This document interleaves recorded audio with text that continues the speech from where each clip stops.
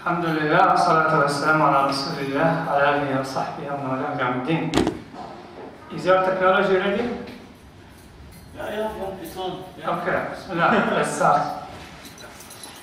Today we will talk about some of our historical memory, some of the Islamic presence in the American continent that we don't know much about it. And this is originally a paper I wrote as a part of my study of history of religion at Texas Tech University, and the title of which is Slaves of Allah, Early African Muslims in America. It's try to give an idea about the Islamic presence in America, North America and South America, at very early period of time in the 18th century and the early 19th century.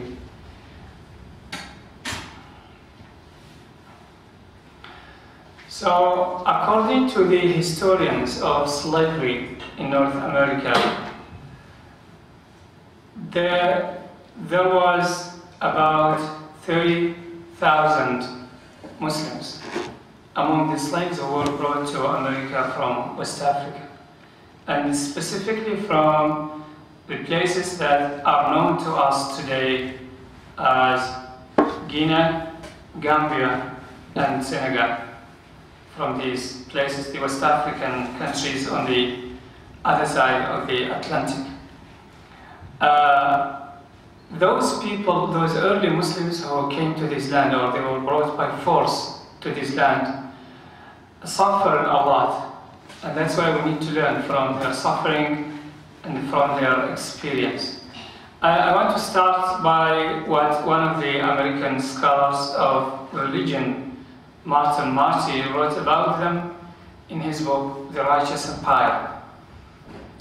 He said that African Americans suffered what he called cultural uprooting, deprivation of identity, and imposition of outside definition. So they suffer a lot, and the essence of their suffering is about their identity. They were deprived of keeping their own identity, their own Islamic identity, and their own African identity. But when we look at the impact of Islam in their life, we find it very deep. For Islam was for them a source of identity and self-pride. With their suffering of exile and slavery, their faith was the only thing they have as a source of identity and source of self-pride. It was also a source of strength and comfort, a means of resistance against the degradation of human dignity, and it was a word, if you would get, that gave meaning to their tragedy in the land of exile and servitude. And Islam also gave them a sense of superiority and distinction they needed in that time of hardship. Even if they were slaves, they were still thinking that they are better because they are believers in Allah Azza wa Jal, and they are Muslims. So give them a sense of superiority and so a sense of pride. Islam was a means of cultural resistance for early African Muslims in America. They, for example, they tried to keep their original names, even if the masters, they were against that. Everyone has to take an English name, a name of the masters. But those early African Muslims were trying their best to keep their Muslim names.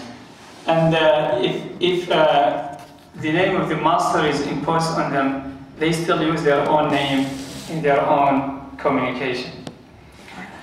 And they wrote and memorized the Holy Quran. Of course, they did not bring with them any books, but they wrote Quran from their memory here. There are copies of the Quran written here from the memory by those slaves. And I have here example of some surah written by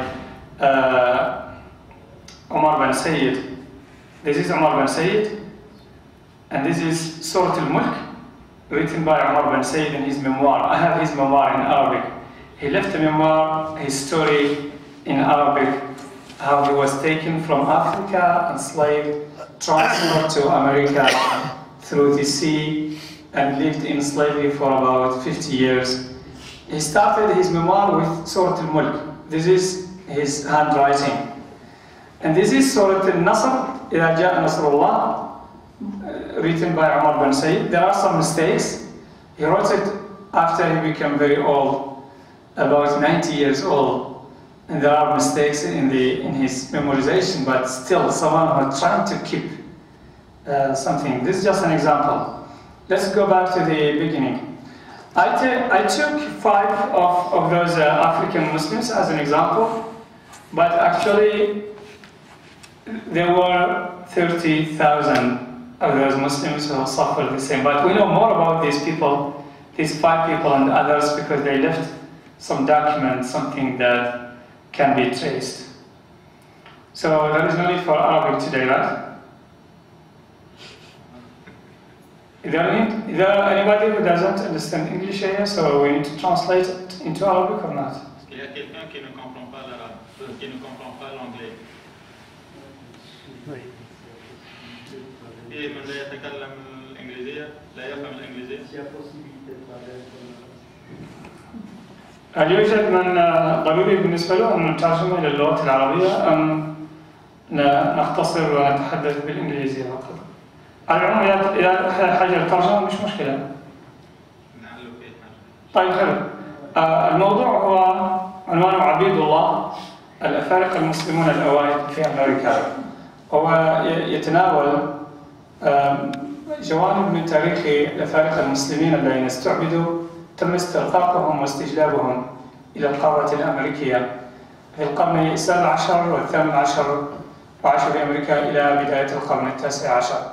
وهؤلاء المسلمون لا نعرف عنهم الكثير، ولكنهم جزء من ذاكرتنا التاريخية التي نحتاج أن نعرف عنها ونعتز بها ونعرف بها أولادنا. ثم نحن نحتاج إلى أن نعتبر بتجربتهم. فقد أتى الله عز وجل بنا إلى هذه البلاد بظروف مختلفة ليس فيها المعاناة، معاناة الغربة ومعاناة الاسترقاق ومعاناة مسح الهوية التي عاناها أولئك المسلمون الأوائل. وبدأت باقتباس من كتاب مارتي، وهو من علماء الأديان في أمريكا، حيث تحدث عن معاناة الأفارقة الذين استبدوا في أمريكا بشكل عام. فقال أنهم عانوا من اجتذاذ ثقافي وحرمان من الهوية وفرض تعريف عليهم من الآخرين. وأسوأ ما يعاني من الإنسان حينما تفرض عليه هوية غير هويته، فيعاني ثقافيا ونفسيا، ليست مجرد معاناة جسمية. مع ذلك كان الإسلام أهم سلاح لهؤلاء الأفارقة الذين نقلوا من إفريقيا إلى أمريكا، وكان أهم مصدر لتخفيف من معاناتهم. كان مصدرا للهوية ولاحترام الذات، وكان مصدرا لراحة البال ولمقاومة المهانة والعبودية. ثم هو رؤية للكون والحياة تعطي معنى لمعاناتهم، لأن الذي يعاني وهو يؤمن بوجود الله عز وجل ويؤمن بالعدالة الإلهية الأبدية، ليس كمن يعاني وهو لا يؤمن بذلك. ثم إن الإسلام أعطاهم نوع من الاعتزاز بالذات والإحساس بأنهم أفضل من هؤلاء، حتى وإن كانوا أقوى منهم وإن كانوا استعبدوهم، فهم الأفضل لأنهم مؤمنون بالله عز وجل وبرسالة محمد صلى الله عليه وسلم. ثم إن الإسلام كان وسيلة للمقاومة الثقافية في يد هؤلاء المسلمين الأفارقة. فحاولوا الاحتفاظ بأسمائهم الإسلامية رغم صعوبة ذلك، وكتبوا القرآن الكريم بأيديهم ومن ذاكرتهم هنا في هذه البلاد، بعد أن حرموا طبعا من أي كتب ومن أي شيء. ثم كانوا يطبقون شعائر الإسلام ما استطاعوا إلى ذلك سبيلا. ثم حافظوا على الأخلاق الإسلامية، مثلا لم يكونوا يشربون الخمر، ولاحظ ذلك سادتهم وأعجبهم ذلك كما سنرى في العرض. سنتحدث عن 5 من هؤلاء. وطبعا طبقا للمؤرخين الذين أرخوا لتاريخ العبودية في القارة الأمريكية، يعتقد هؤلاء المؤرخون أن حوالي 30,000 من العبيد الأفارقة الذين جاءوا إلى هذه البلاد كانوا مسلمين، وخصوصا من البلدان التي نعرفها اليوم باسم غينا كوناكري، غينا بيساو، مالي والسنغال وغامبيا. أخذنا 5 نماذج من هؤلاء المسلمين، وهم عبد الرحمن إبراهيم جلو. أولا، هذه صورة عبد الرحمن، ليست صورة إنما هي صورة يدوية. This is the first example of the 5 examples that we have. Arrahman Ibrahim Jallo was born in 1762 and died in 1829. He was born in Guinea-Conakry. And this is a portrait done by an American artist who met Arrahman, and he did this portrait. And then he asked Arrahman to write his name on it, and Arrahman wrote his name in Arabic. He wrote Ismuhu Arrahman. His name is Arrahman, with a Moroccan font. This kind of Arabic font is called Khat al-Maghribi, the Moroccan font. Very clear here that he's from West Africa, because people there used the Moroccan font. Arrahman is from Timbo, in present-day Guinea-Conakry.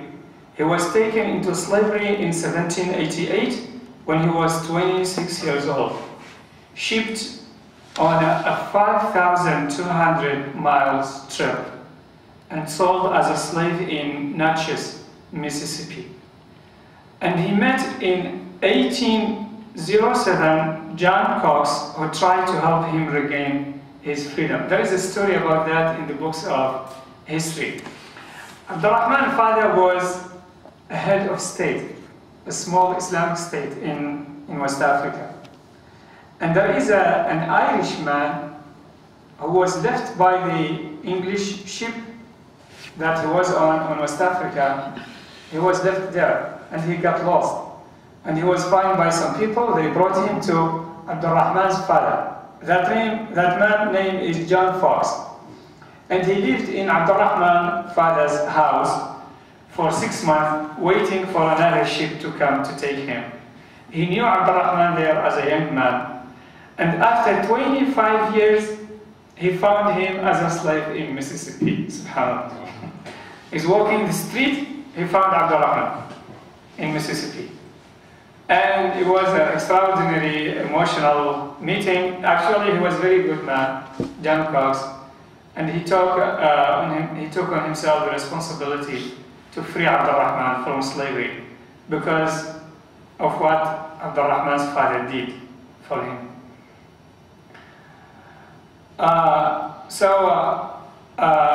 الشخص الأول الذي اتخذناه مثالا هنا هو عبد الرحمن إبراهيم جلو، المولود عام 1762 وتوفي ب 1829.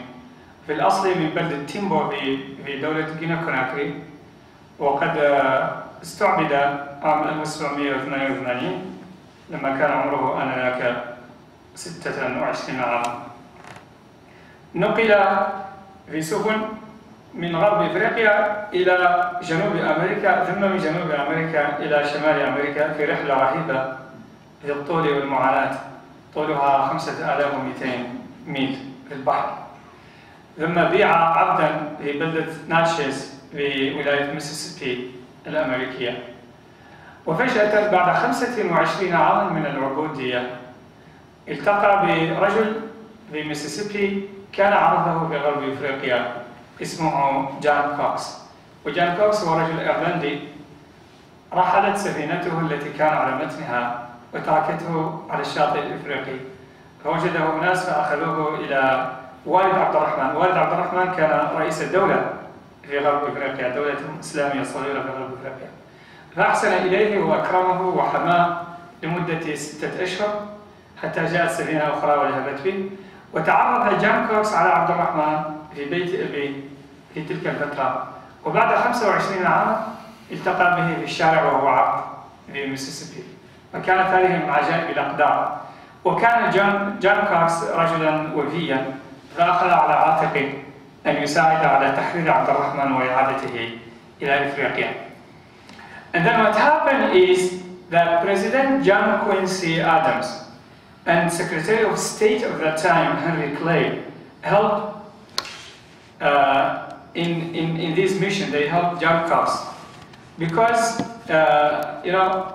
Morocco was the first country who recognized the United States, the independence of the United States of America.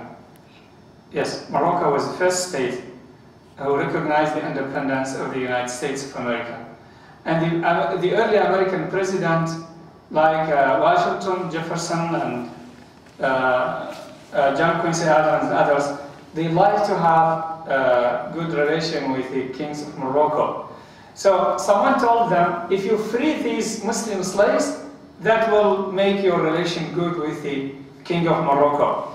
And there is a letter that I have, a document written by Secretary of State Henry Clay asking the President John Quincy Adams to free Arrahman and other Muslim slaves because he said these would be very agreeable to the Emperor of Morocco.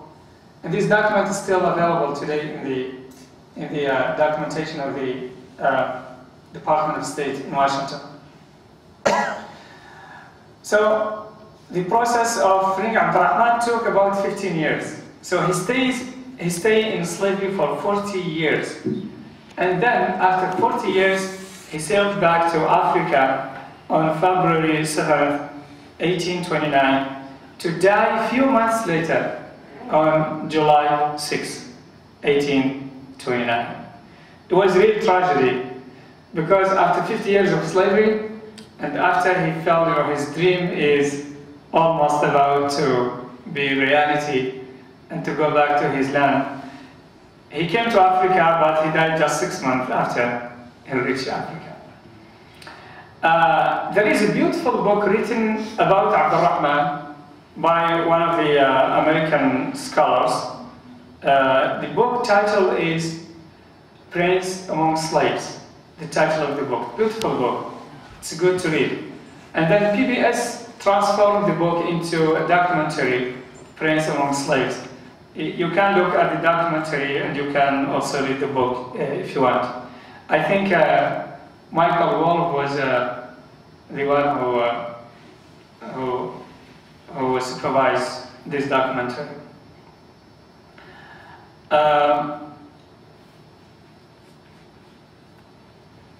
المغرب كانت الدولة المسلمة الأولى التي اعترفت باستقلال الولايات المتحدة الأمريكية. هذا من الأمور المهمة في التاريخ نحتاج أن نعرفها.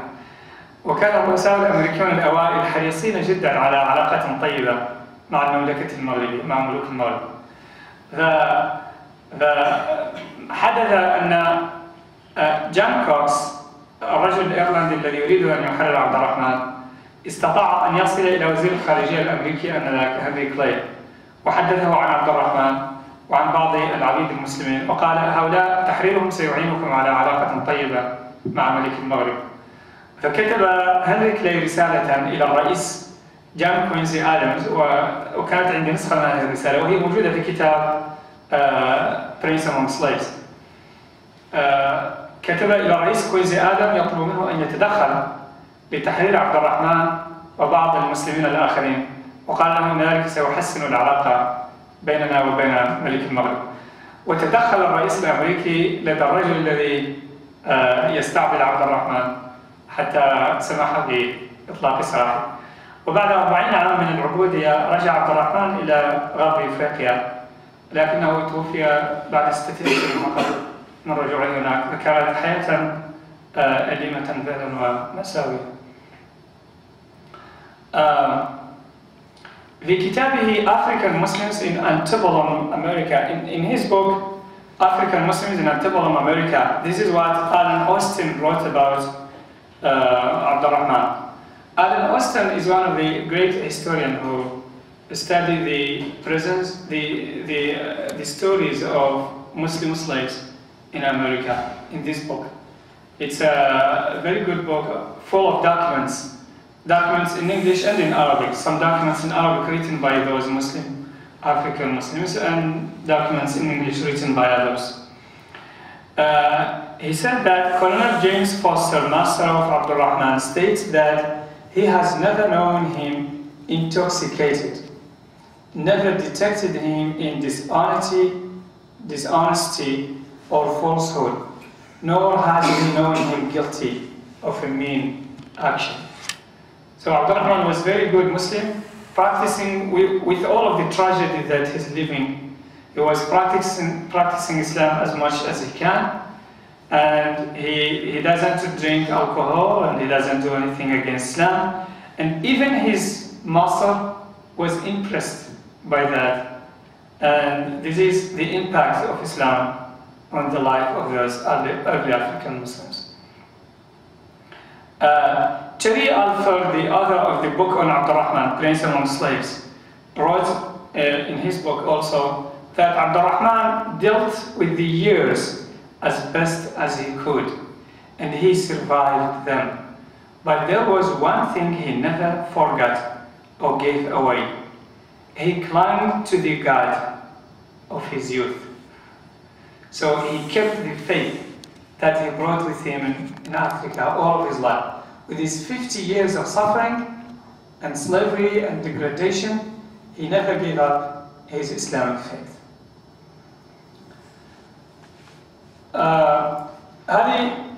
هنا ذكرنا بعض ما ذكره المؤرخون عن عبد الرحمن إبراهيم الجلو.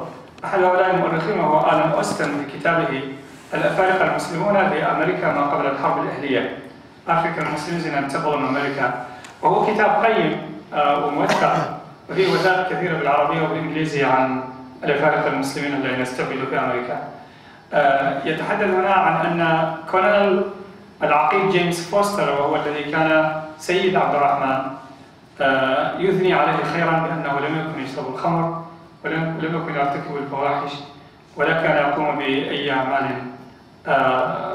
تضر بالسمعة وبالمروءة. وهذا طبعا من تأثير الإسلام ومن شدة تمسك هؤلاء المسلمين بإسلام رغم صعوبة الظروف ومأساويتها.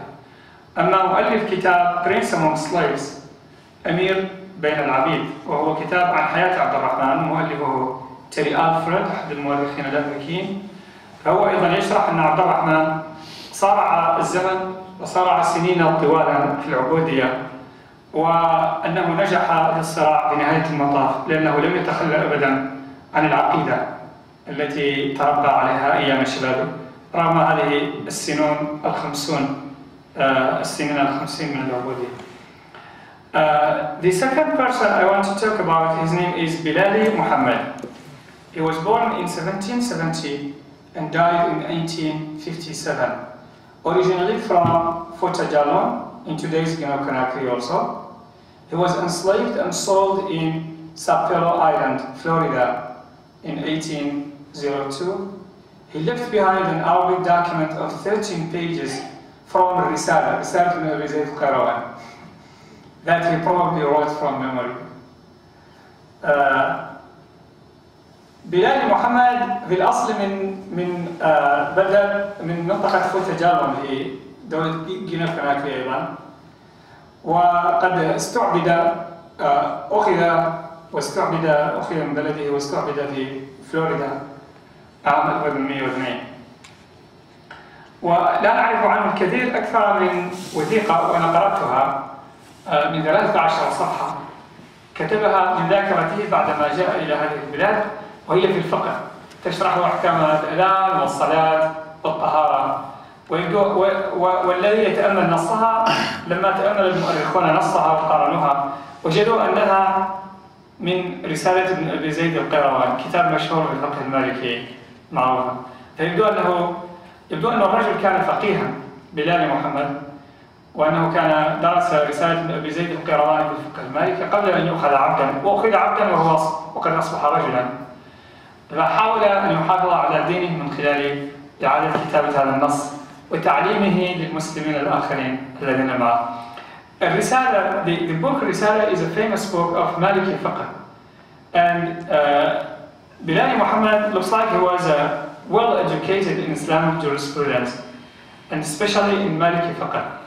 And it seems that he had memorized this book, Al-Risala, which is usually studied in the traditional schools in North and West Africa. So when he came to America, he tried to keep his faith by writing whatever he can remember from this book and teach it to other people. And I read these documents in Arabic talking about Adhan and Salat and Tahara, and it looks like he was using it, teaching other Muslims with him how to keep their faith.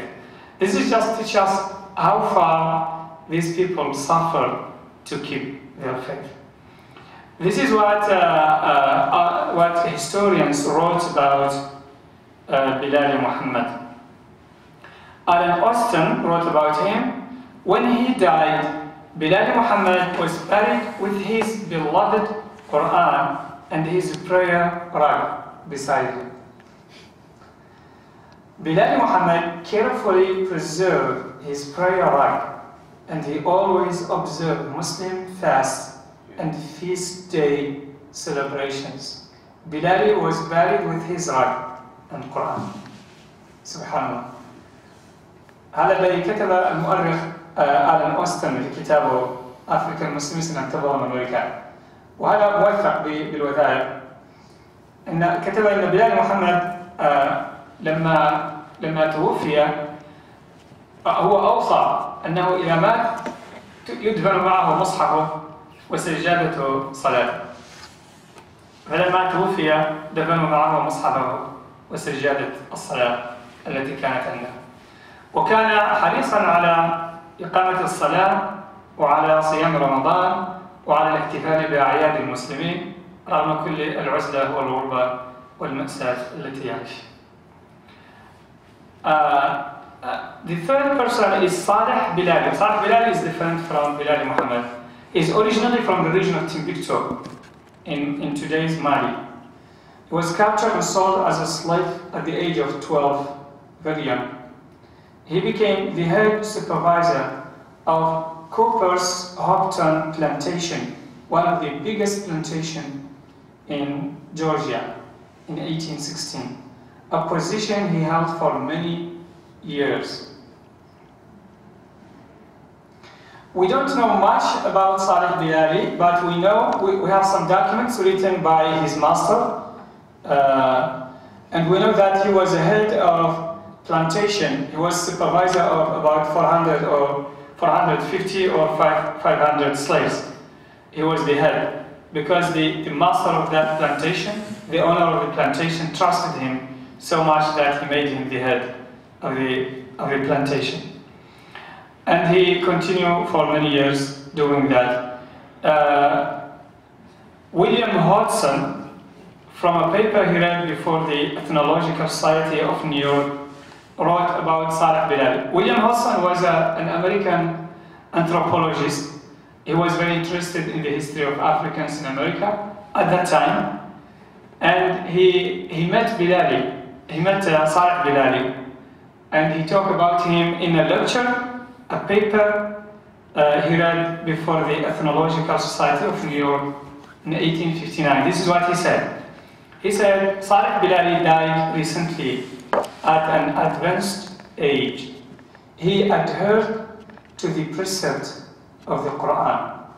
He wrote Arabic and read his sacred book with constancy and reverence.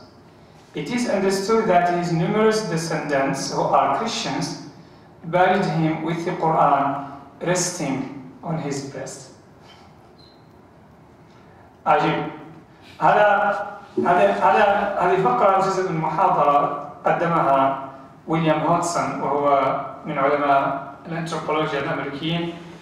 قدمها لجمعية الأثنولوجيكال سوسايتي. What is ethnological بالعربي؟ الإذنيات. جمعية الدراسات الإذنية في نيويورك عام 1895 في مؤتمر لها قدم لها هذا العالم الأمريكي محاضرة وتحدث فيها عن صالح بلالي، لأنه كان يدرس التقى به وكان يدرس بعض من الأفارقة المسلمين الآخرين يدرسوا حياتهم. كتب لهم أن صالح بلالي توفي مؤخرا، وقد كان متمسكا بمبادئ القرآن الكريم، كان يكتب العربية وكان يقرأ كتابه المقدس بحب وبتعلق. وحسب ما نعلم فإن أولاده أو أن أولاده وأحفاده الكثر وهم مسيحيون قد دفنوه مع مصحفه موضوعا على صدره. They buried him with his Quran resting on his breast. وهذا من الواضح أنه كان وصية منه. We learn from this something very important, that those early Muslims, they were very attached to their Islamic faith. They never gave it up. But they knew also, unfortunately, that this faith will die with them. It will die with them, because when you see that someone asking that his Quran buried with him in his grave, it means he has no hope that his children and the grandchildren will learn Quran or practice Islam, unfortunately. And that is the difficulty of their reality. The master of Salih Bilali is named James Hamilton Cooper, and he wrote a document about Salih Bilali. This is what he said about him. He said, Salih Bilali was a strict Mohammedan, abstain from spiritual liquors, and keeps the various fasts, particularly that of Ramadan. Remember, we are in Ramadan. هذا ما كتبه جيمس هامilton كوبر، هو الرجل الذي كان سيد صالح بلالي، كان صالح بلالي عبده. فكتب عنه أنه كان محمديا متمسكا بالإسلام، هو كانوا يسمون المسلمين محمديين، محمدا. ثم ذكر أنه كان لم يكن يشرب الخمر، وأنه كان يحافظ على الصيام، خصوصا صيام شهر رمضان. The fourth person is a Muslim scholar, Lamine Kebe. Lamine Kebe is a Muslim scholar. He was born in 1780 in Fouta-Djallon in today's Guinea-Conakry also.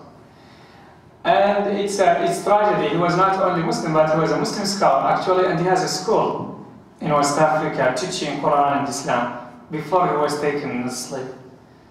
He received a solid education in Islam and Arabic language. He worked as a teacher of Islamic school for 5 years before his enslavement. After 30 years of slavery, he returned to Africa on August 19, 1835.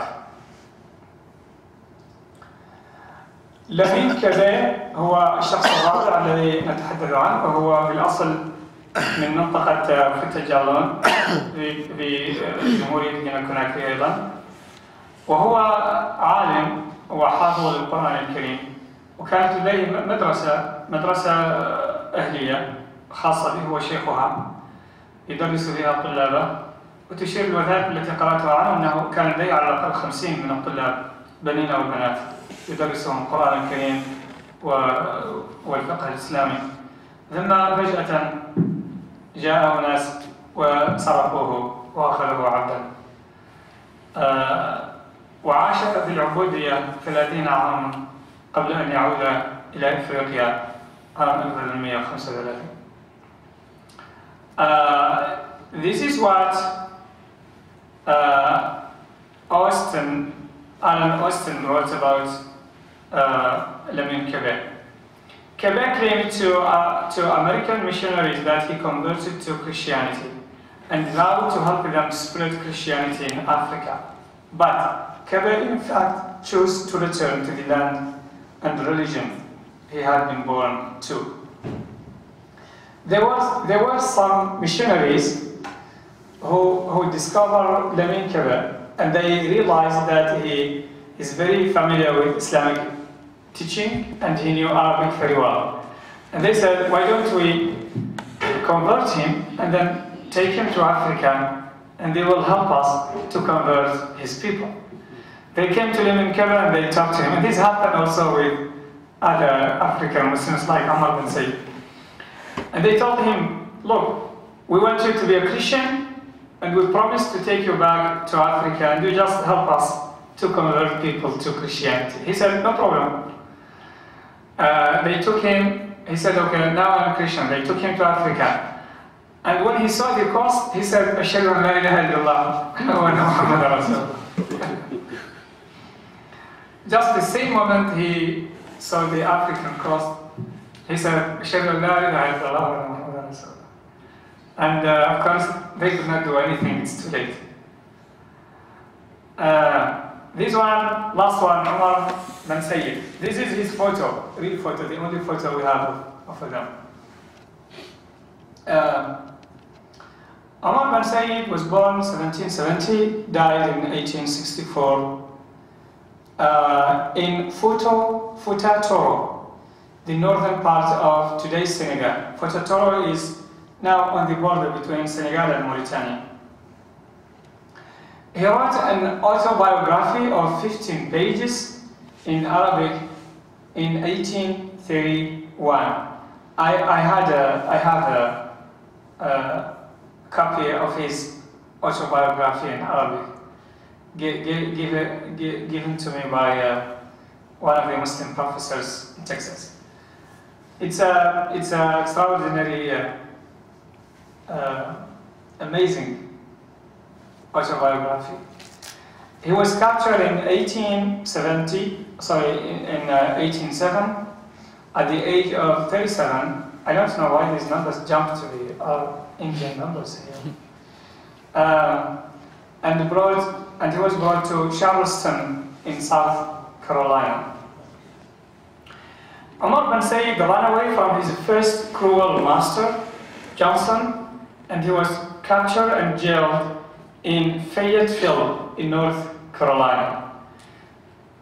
And then he was sold in Fayetteville to a new master, James Owen. He stayed as a slave of Owen more than 50 years till he died in 1862. And there are some amazing details about his life. They said when he ran away from his first master, they found him. Of course, this was a crime in American law at that time, to run away from your master. So when the police found someone running away from his master, it's a terrible crime in the law at that time. They put him in jail. And they were waiting for his master, they don't know who. And what happened is, when he was put in jail, he was writing in Arabic on the wall inside the jail. And people were looking, what this strange man was writing from right to left. The whole town came to watch. He became some kind of amusement for people, because this strange man was writing something from right to left that nobody can read. And people come every day to watch him. It looks like he was writing Quran. And then one of the American military officers, James Owen, he came to the jail and he offered a price, and they sold him to him because his master is not found. So they sold him to James Owen. And he stayed slave of Owen more than 50 years. He talked in his memoir about James Owen, and he said that he was a nice man and he did not treat him bad like the way he was treated by his first master, Johnson. عمر بن سيد هو الشخص الخامس الذي نتحدث عنه. هذه صورته. ولد عام 1770، توفي عام 1864. ولد في منطقة فوتا تورو، وهي الآن في شمال السنغال على الحدود بين السنغال وموريتانيا. وترك لنا عمر بن سيد سيرة ذاتية باللغة العربية من 15 صفحة، أو عندي نسخة منها حصلت عليها من أحد الأساتذة المسلمين في تكساس. كتبها عام 1831. أخذ عمر بن سيد سجينا وعبدا عام 1807، وكان عمره آنذاك 37 سنة، وأوتي به إلى بلدة شارلستون في ولاية ساوث كارولاينا.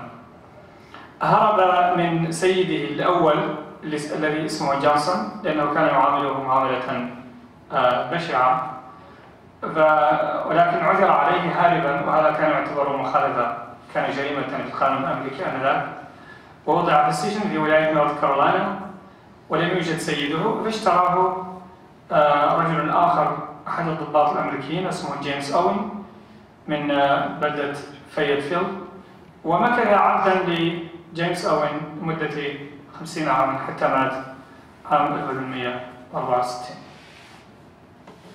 ومما تذكره الكتب التاريخية عن عمر بن سيد أنه لما وضع في السجن بدأ يكتب على جدران السجن باللغة العربية، يبدو أنه يكتب آيات قرآنية، فلفت أنظار الناس هذا الغريب الذي يكتب لغة غريبة من اليمين إلى اليسار، فأصبحوا يجتمعون على السجن ويشاهدونه كل يوم حتى جاء جورج أوين فاشتراه.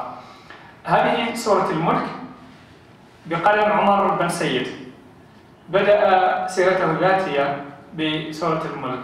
بسم الله الرحمن الرحيم. صلى الله على سيدنا محمد تبارك الذي بيده الملك وهو على كل شيء قدير، وكتب السورة. ثم بعد ذلك كتب اسمي عمر بن سيد، ولدت في فوتاتورو، وشرح كيف أخذ عبدا وكيف سافر في البحر في المحيط، ذلك السفر الطويل المرير حتى استقر عبدا في أمريكا. This is the image of Surah Al-Mulk, a chapter of the Holy Quran written by Umar bin Sayyid. This is his handwriting. And he started his autobiography by this surah, and then he talked about his own story and enslavement and suffering. And this is Surah Al-Nasr, written by Umar bin Sayyid. إذا جاء نصر, there are mistakes in it. He said, نصر من الله وفتح قريب وبشر المؤمنين ورأيت الناس يدخلون في دين الله أفواجا. There is a mistake in. He got confused because he wrote it at a very late age. Maybe at that time he was almost 9 years old, more than 8 years old. But all of this is to teach us how strong the spirit of these Muslims. So with all of this suffering and this enslavement and this humiliation and degradation, they were proud that they are Muslims and slaves of Allah Azza wa Jalla, not slaves of anybody else. And they kept their love for the Holy Quran and for the message of Islam. This is what Alan Austin wrote about Umar bin Sayyid in his book African Muslims in Antebellum, America. Reverend Gurley reported a meeting he had with Umar bin Sayyid and said that Umar is retained a devout attachment to the faith of his fathers and deemed a copy of the Quran in Arabic his richest treasure. Reverend Gurley was a missionary, and he heard that there is a slave who speaks Arabic and he's Muslim. He came to him, tried to convert him to Islam. And Gurley lived in Syria, and he spoke Arabic also. And he has a long meeting with Umar bin Sayyid, or more than one meeting, trying to convince him to give up Islam and to convert to Christianity. But he could not convince him, and this is what he wrote about him. He said that he had a devout attachment to the faith of his fathers, and his copy of the Quran is his richest treasure. هذا ما كتبه المؤرخ آلان أوستن عن عمر بن سيد، وكيف التقى به أحد المنصرين وهو القس جورلي. وجورلي كان عاش في الشرق الأوسط في محاولات لنشر المسيحية هناك، وتعلم اللغة العربية في سوريا. فلما عاد إلى أمريكا ذكر له بعض أصحابه شيئا عن عمر بن سيد وأنه مسلم وأنه يتحدث العربية، فجلس إليه بمحاولة لإقناعه بالتخلي عن عقيدة الإسلام واعتناق المسيحية، لكنه فشل بذلك فشلا ذريعا، وكتب أن عمر متعلق تعلقا عميقا بعقيدة آبائه وأن لديه نسخة من القرآن يعتبرها أغلى كنز في الحياة بالنسبة له. The last one, the number 6, I said 5, but there are 6 actually, is Ayuba Suleiman Jallo. Ayuba Suleiman Jallo was born in 1701 and he died in 1773. Born in the Islamic state of Bondo. Bondo was an Islamic state. It's a part of the country known today as Gambia. He was enslaved at the age of 29 and sold in Maryland. He ran away from his master after a white boy threw the mud on his face while he was praying. So there is a young boy, I think it was the son of his master, and whenever he saw him doing salat, he came and threw the mud on him, and he could not take that, and he ran away from his master.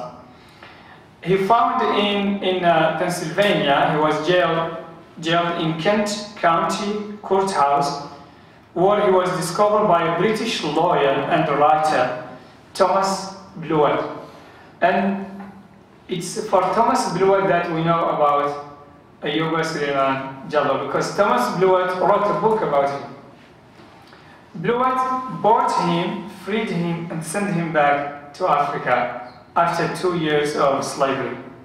And Blewett wrote a biography of Ayuba Suleiman Jallo. This is Ayuba Suleiman Jallo portrait in London when he was taken back on his way back to Africa.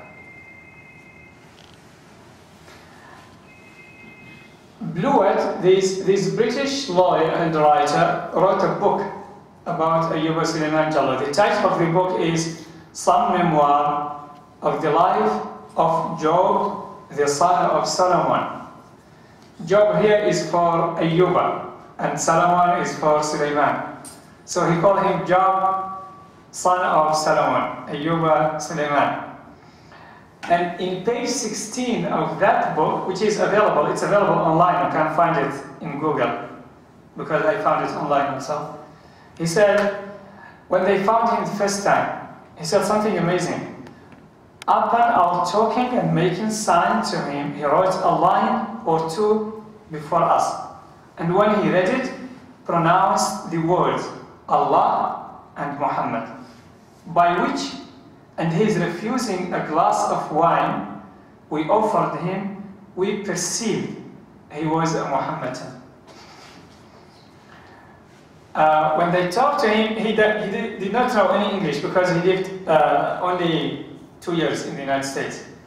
So they found him in the courthouse. This British lawyer found him, and he tried to find who's this man. He tried to talk to him. He did not speak any English. But he tried to communicate with them as much as he could. So he wrote 2 words in Arabic on the ground, and he read, Allah, Muhammad, Allah, Muhammad, and he kept repeating. You know, he wanted to tell them that I am Muslim. And then when he they gave him wine, he refused to drink it. They saw, of course, this is a Muslim. And this lawyer actually was a humanist person and very nice, and he hated slavery. He was anti-slavery, and he spent his own money to buy Ayuba Suleiman and to send him back to Africa.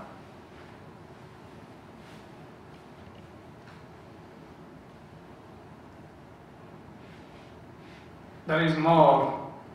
Well, let's make it short. Just take some.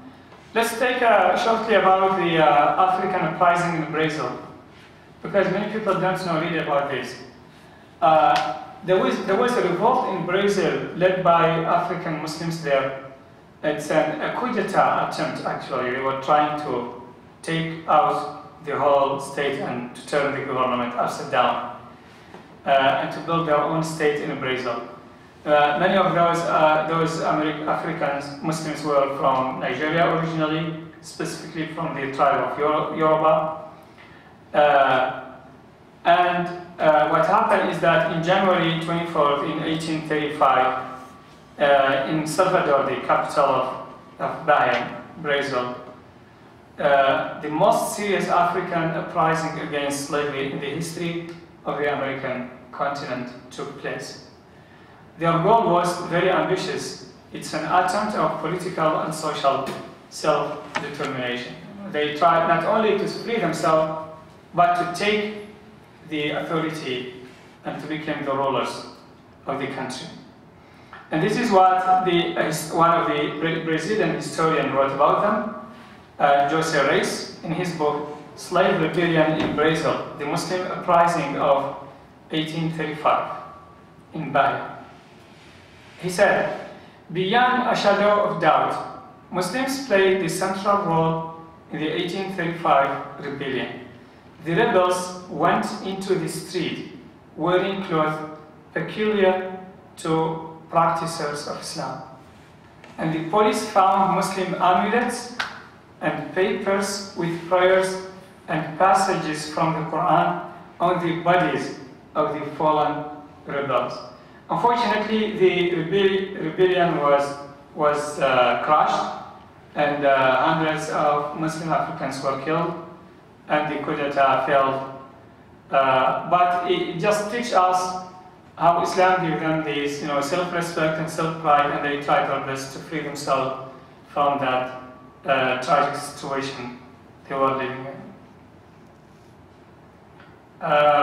Let's look at some lessons that we learn from this history. Number one, we need to learn the appreciation of Allah's bounties who gave us different environment to worship and to grow. Well, those early Muslim slaves don't have something like this. And they don't have malls, and they don't have what we have today. Many bounties, many blessings that Allah gave us today, they did not have. So we need to appreciate that. Also, we need to appreciate these Muslims' struggle for Islamic faith in a very alienating world. It's a shame on us if we don't learn about what happened to Muslims in this land. And we have to learn that. We have to teach it to our children, and we have to build memory of Islam here. This is a part of our memory, and we need to know about it. Without memory, there is no identity. Making their struggle a part of our social memory. Social memory is the foundation of identity. Also, recognition of the strength of this great faith and how in the most extreme hardship, Muslims are able to resist, to adapt without losing their faith. This is an extraordinary miraculous to find someone who lived in slavery for 50 years and lived in exile for 50 years in a non-Muslim country, and he's still keeping his faith, reading Quran, writing Quran with his hand, doing his salah, fasting Ramadan. It's just extraordinary. It shows the extraordinary power of Islamic faith. Realizing our responsibility of keeping our faith and transfer it to our children in this land. If those Muslims with all of these hardships struggle to keep their faith, our responsibility is greater because we have much more better environment, and it's our responsibility to keep our faith and to transfer it to our kids. And finally, we need to share the light of Islam with our neighbors and people in this country. And because Islam is the best gift we have to give to our non-Muslim friends and neighbors. Wallahu ta'ala a'lam. Jazakumullahu khairan. Let me summarize in Arabic. Sorry, I forgot.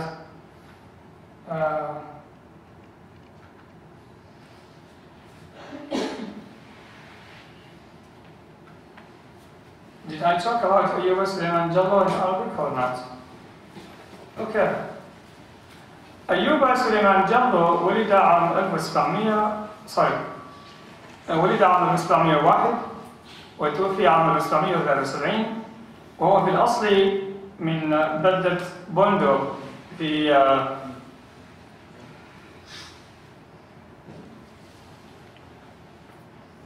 غامبيا، جمهورية غامبيا اليوم. استعبد لما كان عمره 29 عاما، وبيع عبدا في ولاية ميريلاند، ولكنه أوذي خصوصا في وقت العبادة لما كان يصلي، فكان أحد الغلمان من أبناء سيده يأتي فيرمي الطين على وجهه وهو يصلي، فتألم من ذلك وقرر أن يهرب من وضعه، فهرب من ميريلاند ثم أمسك به هاربا في ولاية بنسلفانيا، فوضع في السجن في بلدة كنت في بنسلفانيا، وظل في السجن حتى اكتشفه محامي بريطاني كان من معارضي العبودية، وكان رجلا طيبا، فوجد هذا العبد في السجن فأراد أن يتحدث إليه، فوجد أنه لا يتكلم اللغة الإنجليزية، ولما حاول أيوب أن يتحدث إليه لم يستطع أيضا لأنه لا يتحدث الإنجليزية، فكتب كلمتين بالعربية على الأرض وقرأهما: الله محمد.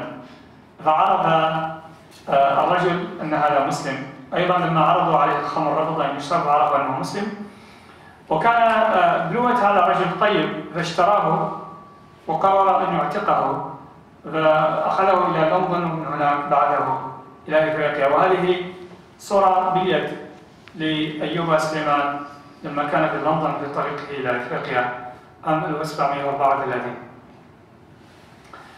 كتب توماس بلوت كتابا عن أيوب سليمان جلو عنوانه Some Memoirs of the Life of Job the Son of Solomon، وتحدث فيه عن لقائه به وكيف عرف أنه مسلم.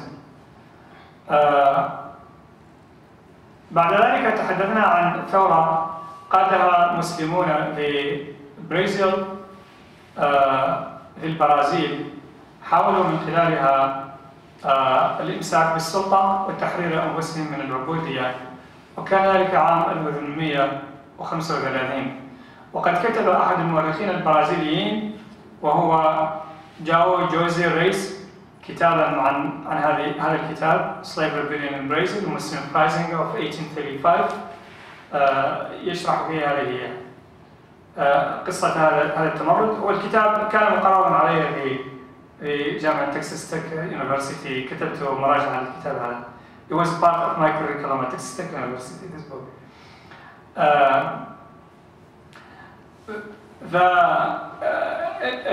المهم أنه هذا التمرد الوحيد الجدي الذي كان يهدف إلى قلب السلطة رأسا على عقب، وقاده عبيد في أمريكا، هو هذا التمرد، هذه الثورة التي قادها مسلمون في البرازيل.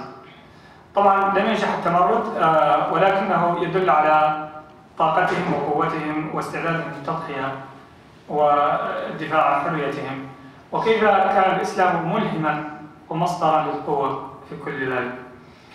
الآن ننظر إلى بعض الدروس التي نتعلمها من كل هذا التاريخ. أولا نتعلم الثناء والحمد على الله عز وجل، إذ وفر لنا نعما كثيرة ضافية لم يوجد أي منها عند أولئك المسلمين الأوائل الذين عاشوا معاناة الغربة ومعاناة العبودية ومعاناة الاضطهاد الديني والعرقي. ثم علينا أن نقدر صراع أولئك المسلمين الأوائل وتضحيتهم في سبيل العقيدة الإسلامية في ظروف في غاية الصعوبة، ثم أن نجعل تاريخهم هذا ملهما لنا وجزءا من ذاكرتنا الاجتماعية وهويتنا، وأن نعلمه لأبنائنا. فمن العيب أن يعاني المسلمون في هذه البلاد كل هذه المعاناة، وثم يأتي مسلمون آخرون فلا نعرف عنهم، يعني هذا ليس مقبولا وليس من الوفاء. ثم أن ندرك قوة العقيدة الإسلامية، وهي قوة معجزة، كيف أنه في غاية البلاء والإرهاب الرهب والصعوبة استطاع أولئك المسلمون أن يتكيفوا مع واقعهم وأن يحافظوا على دينهم لجيل أو جيلين على الأقل. هذا يدل على قوة الإسلام وعلى قدرة الإسلام على الصمود وعلى البقاء. ثم علينا أن ندرك مسؤوليتنا في المحافظة على عقيدة الإسلام في هذه البلاد، ثم تربية أولادنا على هذه العقيدة. هؤلاء المسلمون الأفارقة الأوائل في أمريكا لم يستطيعوا أن يقدموا الإسلام لأولادهم وأحفادهم. فقد يجد الجيل الأول حافظ على الإسلام، ممكن الجيل الثاني، أما الجيل الثالث فضاع كل شيء. لكن ظروفهم فرضت عليهم ذلك. نحن مسؤوليتنا أمام الله عز وجل أكبر، وقد أعطانا الله عز وجل وسائل كثيرة للحفاظ على أبنائنا وهويتهم الإسلامية. وأخيرا مما نتعلمه من كل ذلك مسؤوليتنا لبث نور الإسلام في هذه البلاد، ولإعطاء إهداء هذا النور لأصدقائنا وجيراننا الطيبين من أبناء هذه البلاد. هذا هو أحسن ما نهديه. وأتذكر هنا كلمة الدكتور حميد الله. I think in his book the biography of Prophet ﷺ, the Prophet of Islam ﷺ, in the introduction of the book, he said that he lived in France for 30 years and in generous hospitality of France, so he's giving this book as a compensation or as a gift, you know. So the best thing to give actually to this country and to the nice people of this country, the best gift to give back and to pay them back is to give them the message of Islam.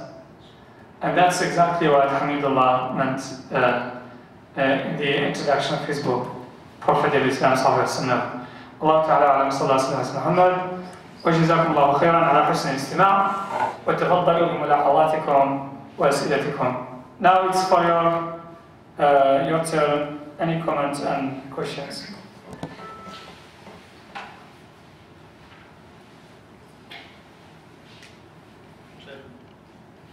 تفضل. جزاك الله خيرا.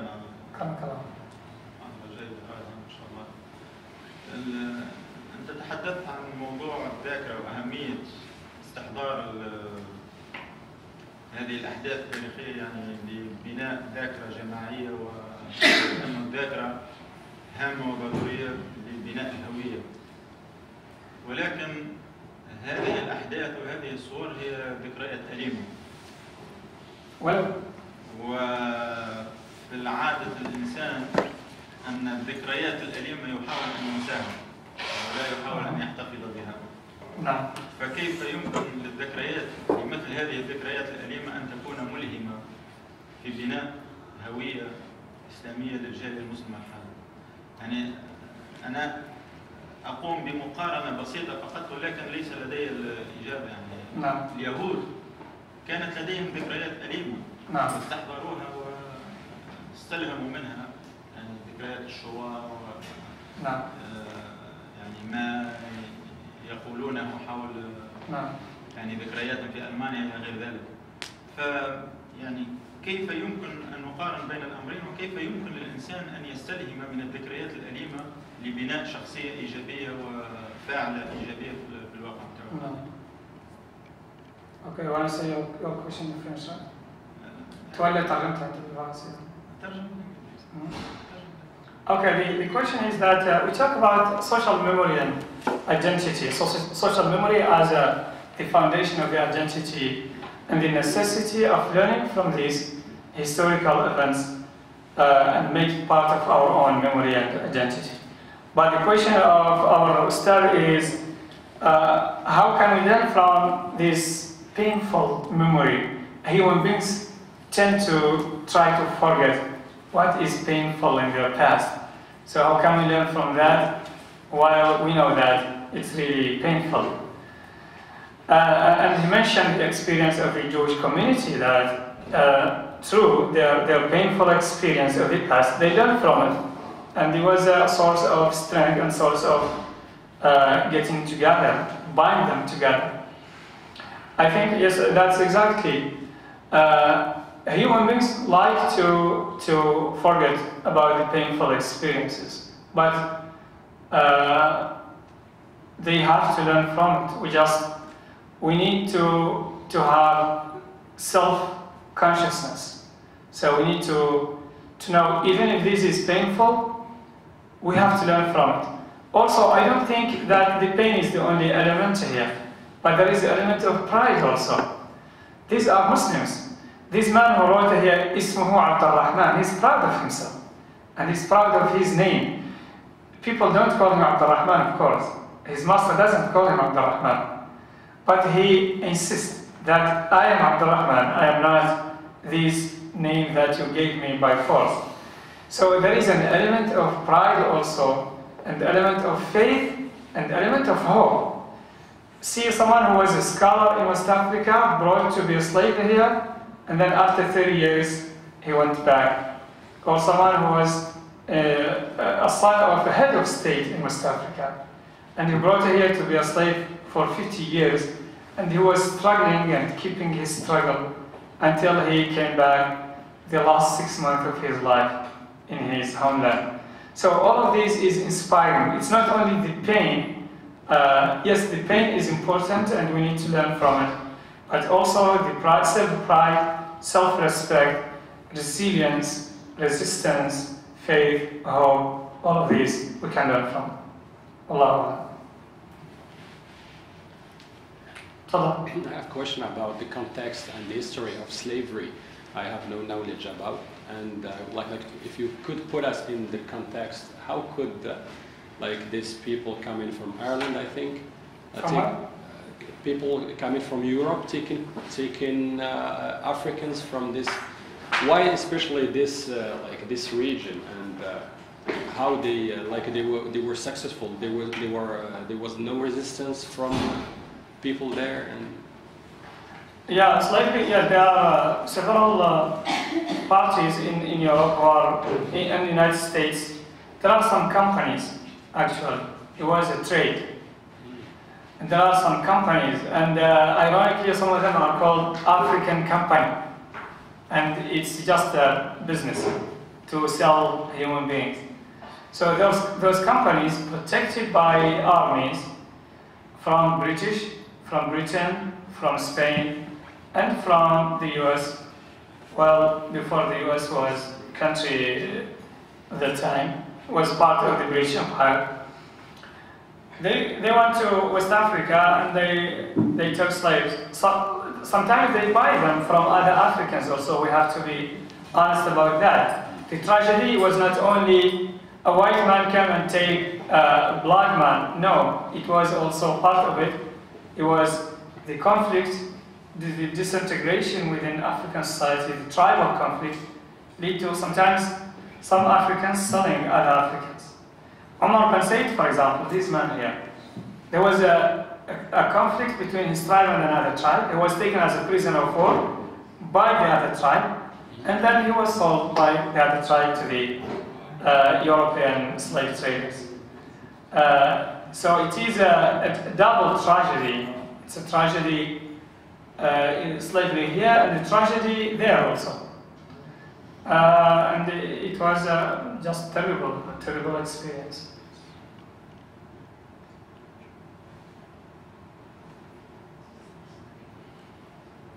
Next comments or question? Excuse me, where could we find your representation in your website, like these facts, historical facts, and this is very important. Like this one is not on my website, but if you want it, you can have a copy of it. It's no problem. Anyone who wants it can give me a USB, and I will give it to you. Yes, please. Or if you send me an email, I can send it to you by email also. Thank you. There are a few presentations on my website, but this one is not. Actually, I have a problem with my website because I don't know. Well, I have problem now how to renew it. So I might need some technical support from Ostaz on that to put it. I have any presentation I like to put on it, so I'm not able to now to do it because I designed it with the Dreamweaver, and I lost the CD and I don't have Dreamweaver anymore. Because I know many